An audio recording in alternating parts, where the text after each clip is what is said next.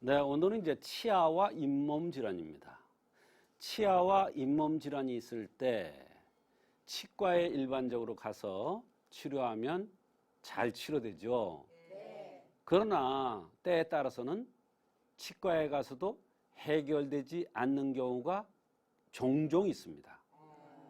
그럴 경우에 한의학에서는 치아와 잇몸 질환을 어떠한 관점에서 보고 치료를 하는지, 또는 어떠한 원인이 있어서 치아와 잇몸 질환이 생기는지에 대해서 말씀드리려고 합니다.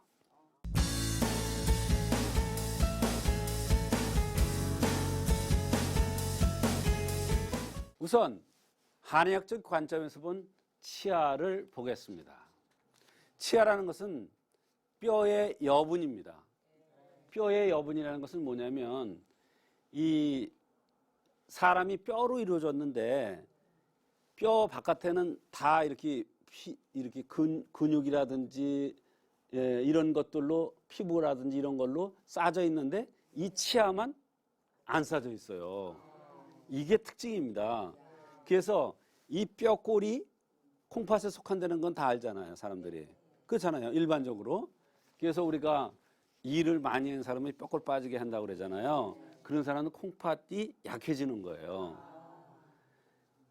마찬가지로 뼈의 여분이기 때문에 치아에 어떠한 이상이 있으면 이것은 콩팥에 문제가 있을 수가 있다. 이것을 전제하고 있는 거예요.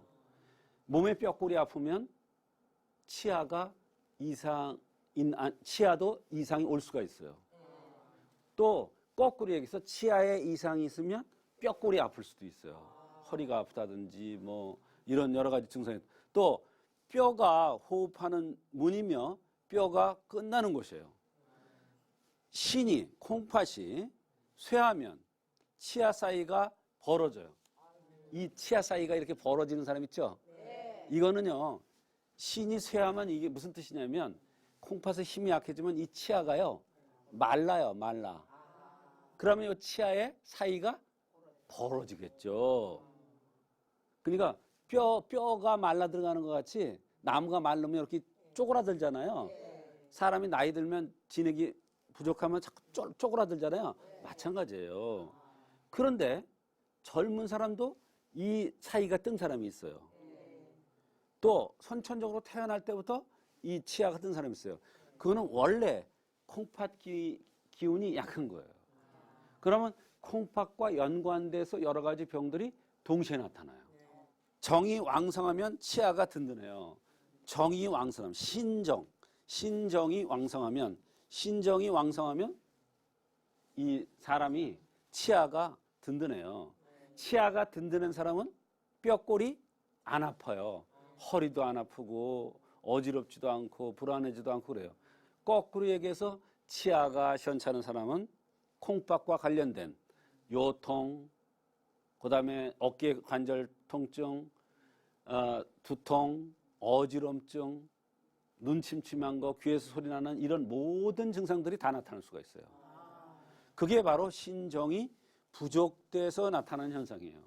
그러니까 신정이 부족되면 치아 사이가 벌어질 수도 있고 또 치아가 든든해지도 않고, 신정이 왕성하면 치아가 든든해지고 치아 사이가 그냥 단단하다 이런 얘기예요. 아셨죠?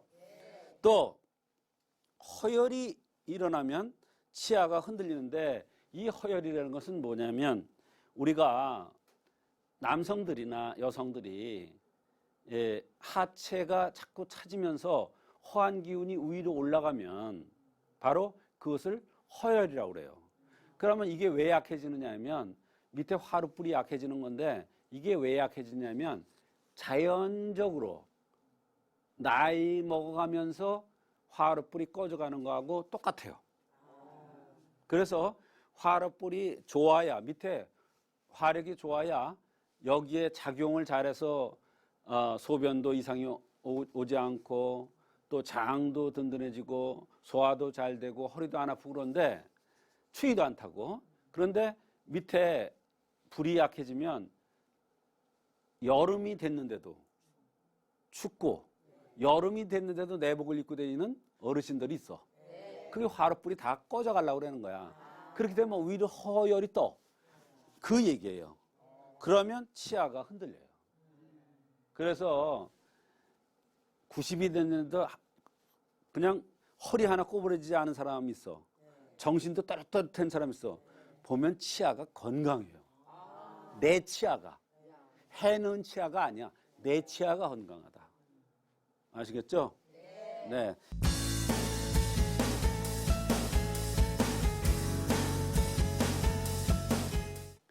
그 다음에 한의학적 관점에서는 잇몸. 잇몸은 또 다르게 해석해요. 잇몸도 윗잇몸과 아랫잇몸이 다른데 윗잇몸은 족양명 위맥과 연관돼요. 또 아랫잇몸은 대장맥과 연관돼요. 참 이 이론이 그래서 윗잇몸에 이상이 왔다. 그러면 위맥을 다스려주면 돼. 위맥이라는 게 경락이 흐르는데 그 흐르는 거에 따라서 다 나타나 증상들이. 말하자면 윗잇몸이 나타난 안 좋은 사람들은 다 나타나요. 또 아랫잇몸이 자꾸 붓고 아프고 고름도 나오고 막 그런 사람들은 이건 대장경맥이 나쁜 거야. 그럴 때는 대장경맥을 다스려주는 침을 놓거나 한약을 쓰거나 그러면 잇몸이 좋아져요. 마찬가지예요. 윗잇몸과 아랫잇몸. 그래서 한의학적 관점에서 본 잇몸은 이러한 위와 대장과 연관된다는 것을 아셔야 됩니다. 그 다음에 여성은 7살이 되면 대개 치아를 갑니다. 남성은 8세가 되면 치아를 갑니다. 그런데 이렇게 갈기 시작하는 나이가 됐는데도 치아를 영구치를 갈지 않으면 이거는 큰 흠입니다. 흠이라는 게 뭐냐면 우리가 봄이 되면 새싹이 올라와야 되죠. 봄이 되면 새싹이 올라와야 돼요. 근데 분명히 봄이 되고 막 아지랭이도 피고 그랬는데 새싹이 안 올라와. 그거하고 똑같은 거예요.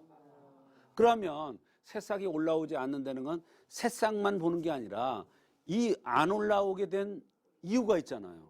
근본적인. 그러니 얼마나 많은 병들이 오겠어요.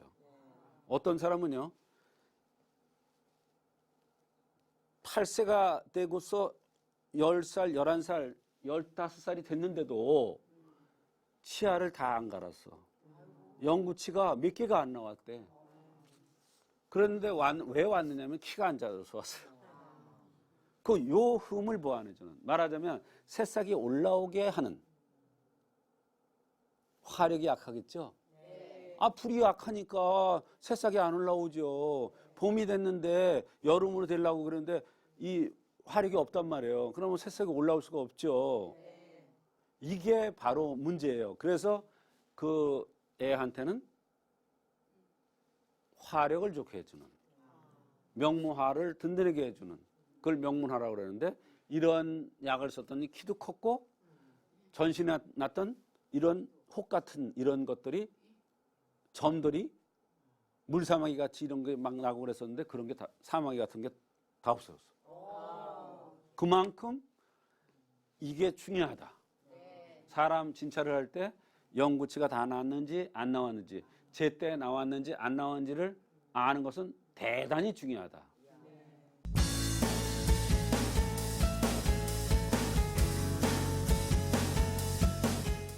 그 다음에 치아를 단단하게 하는 수양법이 있어요. 이거를 얘기를 해도 실행을 안 해. 근데 저는 요거 그대로 합니다. 오늘 아침에도 일어나서 소금을 입에 물고 질기질기 씹어요. 그러면 치아에 침이 고일 거 아니에요. 입안에. 그러면 거기에 소금물을 하고 섞이잖아요. 그때 뜨거운 물 있잖아요. 뜨거운 물에다가 칫솔을 넣었다가 그걸로 양치를 하는 거예요. 그런 다음에 이제 해다 보면 물이 살짝 식어요. 입에다 넣을 정도가 돼요. 그러면 따끈한 물로 우가이를 해내요. 얼마나 개운한지 몰라요. 이때 치아는 소금기를 제일 먼저 먹습니다. 그러니까 말하자면 이 치아 사이사이로 소금이 먹어 들어가는 거예요. 그렇게 되면 오장육부가 다 든든해지고 치아도 든든해지고 소금이라는 건 썩지 않는 거잖아요. 충치가 날 가능성이 아주 현저히 줄어듭니다. 또 이 아까 신정이라고 그랬잖아요. 치아와 관련된 거는 이 신정이 든든해지기 때문에 치아가 잇몸이 들뜨거나 흔들리거나 이런 것이 가능성을 예방해주고 그것뿐만 아니라 없다고 표현하기는 좀 그래. 왜 그러냐면 다른 여러 가지 요소에 의해서 이런 걸 하더라도 다른 여러 가지 요소에서 몸이 더 망가진다면 또 망가져. 잇몸이나 치아가. 그러나 그런 것을 잘 지키면서 섭생을 잘 지키면서 이렇게 하면 이거만큼 좋은 게 없다. 따뜻한 물을 먹으면 채 치아를 문지르는 거예요. 칫솔로. 그러면 얼마나 개운한지 모르고 너무너무 좋아요. 그 다음에 이렇게 한 다음에 치아를 부딪히는 거예요. 네, 위아래로. 근데 요거는 움직일까 안 움직일까? 요거는 움직이고. 그래서 이렇게 되는 거야. 이거는 안 움직여. 이게 움직이는 거야. 그래서 이게 가서 이렇게 툭 이렇게 하는 거예요. 근데 이거를 이렇게 하는데 너무 세게 할 필요가 없다. 세게 하면 손상된다, 치아가. 그러니까 치아가 손상될 정도로 세게 하는 것은 바보다. 서서히 하되 100번을 하는 거예요. 얼마나 많이 하는 거예요. 우리가 보세요. 이렇게 꽝 한번 치는 거하고요. 톡톡톡톡톡톡톡톡 치는 거하고 다르죠. 한두 번 이게 탁 해가 세게 해가지고 치아가 든든해져요? 안 든든해진단 말이에요. 이렇게 항심을 갖고 항상 노력할 때 이 치아가 든든해진다. 아시겠죠? 그러면 치아를 부딪히면 그때 뇌가 살짝 흔들려요. 그러면 뇌수가 나이가 들면서 줄어드는 것도 많이 예방된다. 이 뇌를 흔들어주는 이런 역할도 해, 이게. 예. 신기하죠? 그리고요, 이 치아는요, 치아에 오장육부가 다 있어요. 네, 송곳니가 무슨 장기와 연관 있고, 어금니가 무슨 장기와 연관 있고, 다 연관이 있어요. 그렇기 때문에 이 집신법을 하는 거는 치아만 든든하게 하는 것이 아니라 마음도 든든하게 하면서 오장육부를 전체적으로 든든하게 한다. 네. 그 다음에 치아나 잇몸이 현찮을 때 이런 사람은 마른 대추와 참기름, 게시미는 육개라는 거 있어요. 계피라는 거. 예. 이것을 피해야 돼. 먹으면 안 돼. 이게 치아하고 잇몸에 아주 좋지가 않아. 그러네 조금 먹는 건 괜찮아. 근데 많이 먹을, 아주 안 좋을 때 라는 단서가 있어. 아시겠죠?